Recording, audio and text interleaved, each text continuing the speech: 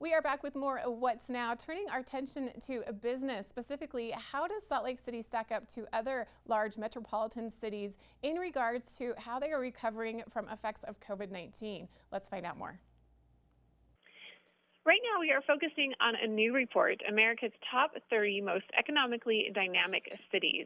Analyst reveals where your metro area ranks. We're going to find out exactly where we are at with Salt Lake City and factors for the report and the possible impact of the COVID-19 pandemic.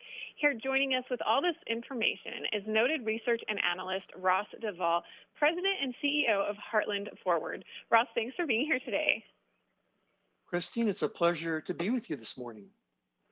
So I'm so curious, where did Salt Lake City rank in the report, and what does that mean for us? Salt Lake City was ranked 18th overall in the United States among 375 metropolitan areas, but ranked 6th overall among large metropolitan areas, which 1 million and above population. So that's a really strong ranking. And in fact, many areas in the state of Utah did exceptionally well.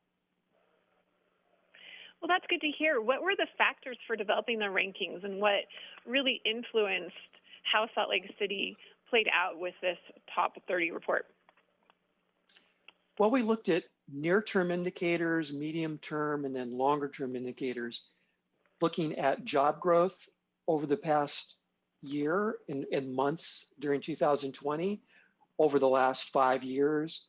Also looking at average annual wage gains last year over the most recent 5 years, adjusted for the cost of living. And that's important because the cost of living is much less in Utah than it is, for example, in San Francisco. And so that gives you a sense of what you can buy with the dollars that are earned. And then some of our long-term indicators refer to the depth of the entrepreneurial ecosystem. And what I mean by that is the ability to start new companies and grow them to create vibrant job creators that sustain economies over the long term. And how do these findings inform economic recovery in certain metropolitan areas, especially post-pandemic? I think what we're seeing during the pandemic period, and therefore as we move in the post-pandemic period, is that we've accelerated the remote work that might have taken place over the next decade, if we'd have flashed forward, into a period of months. So you no longer have to live in San Francisco if you want to work for a tech company. You can work remotely, and these companies have become much more open to having remote work. So the quality of place, the ability to attract talent that wants to live there. So if you're a software engineer and you still want to work for one of the big tech companies that might be based out in the San Francisco area, you can do so from a place like Salt Lake City or Park City that has all these recreational activities that young talented people find attractive. And so what it says is, I think that companies are going to be looking more towards recruiting for some of these locations like Salt Lake City and Provo without necessarily requiring them to move. And so the ability to show how attractive you are in terms of your quality of life, quality of place, the talent becomes ever more important, I believe.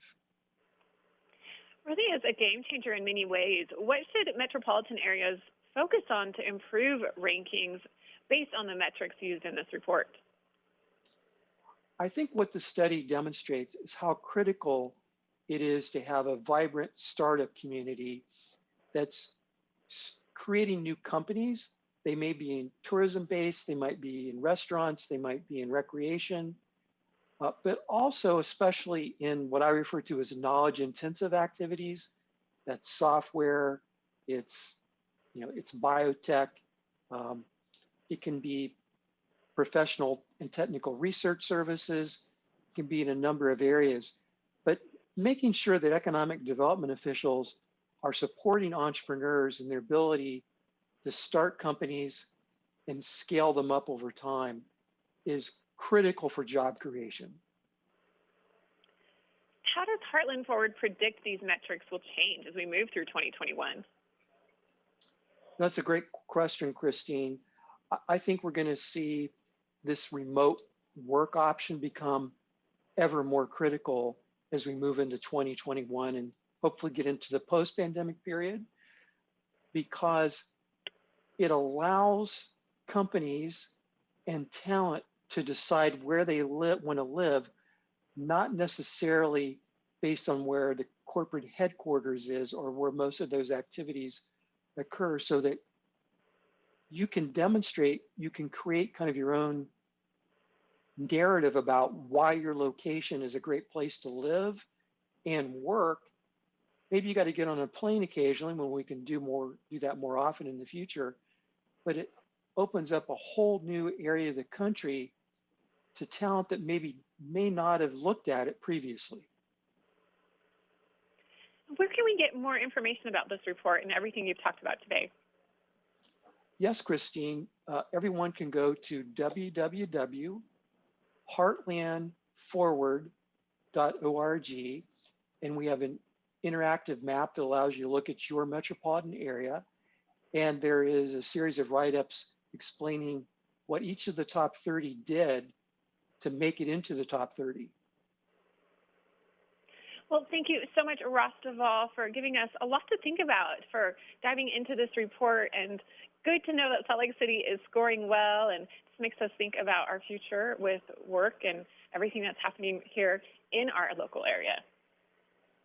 Yes, thank you, Christine. It was a pleasure to be on your program today.